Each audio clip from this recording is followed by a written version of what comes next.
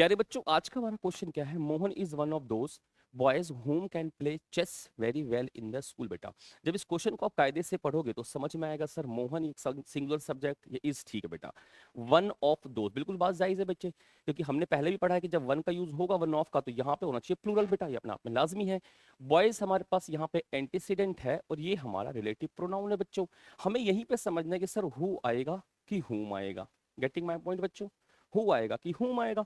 बहुत से बच्चे ऐसा रट के चलते हैं सर हु और हुम के बारे में कि जो हमारा ये एंटीसीडेंट होता है ये ए, और हु और हुम कैसे डिसाइड करते हैं? देखो बेटा, अगर यहाँ पे तुरंत लिखा आया हेल्पिंग वर्ब या मेन वर्ब तो बच्चे क्या करते हैं ना बच्चों, ध्यान समझना, वो हु को टिक कर देते हैं।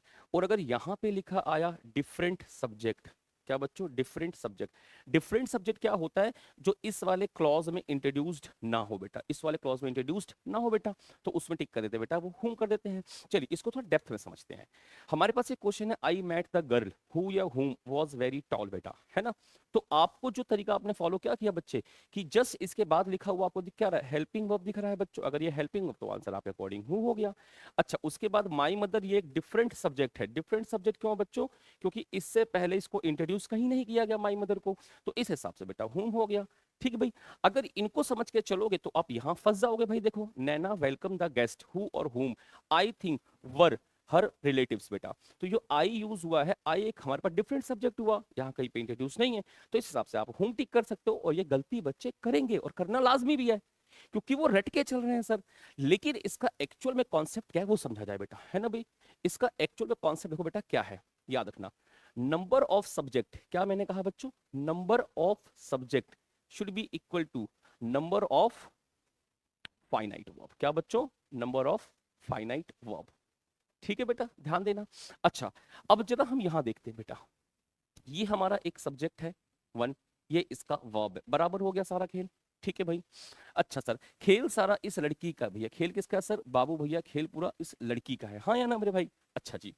अब हमारे पास जो ये दिखा हमको एक वर्ब नंबर टू, तो जरा गौर से देखो, हमारे पास यहाँ पे दो सब्जेक्ट, एक दो वर्ब हैं एक सब्जेक्ट है बेटा, तो कम क्या पड़ रहा है हमें भाई? ये एक्स्ट्रा आ रहा है ना हमारे पास बेटा। हमारे पास क्या हो रहा है बच्चों? एक वर्ब एक्स्ट्रा है, इस वर्ब का सब्जेक्ट तो मिल गया, पर इस वर्ब का सब्जेक्ट नहीं मिल रहा। अगर हमें इस वर्ब का सब्जेक्ट नहीं मिल रहा है तो हु को हम क्या बनाएंगे? सब्जेक्ट, और इससे रिलेट करेगा। बन गया इसका आंसर भाई, हाँ या ना? इसी तरीके से अगला क्वेश्चन, ये रहा हमारे पास सब्जेक्ट नंबर वन, ये रहा बेटा हमारे पास वर्ब नंबर वन, बराबर हो गए भाई सब्जेक्ट वर्ब। अच्छा, फिर से खेल समझेंगे, इस लड़की का पूरा है भाई।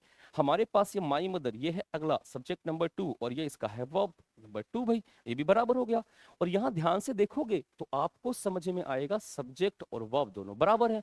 अगर दोनों बच्चे बराबर हैं सब्जेक्ट और वर्ब, तो उस सिचुएशन में हम हु तो बना ही नहीं सकते सब्जेक्ट, हाँ या ना? क्यों?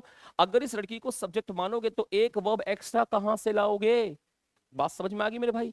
तो इसीलिए हमें इस लड़की को ऑब्जेक्ट बनाना पड़ेगा, ऑब्जेक्ट बनाना पड़ेगा। Getting my point? मीनिंग क्या बनेगी? आई मेट द गर्ल, मैं एक लड़की से मिला जिसको मेरी माँ जानती थी, मतलब my mother new her. Getting my point sir?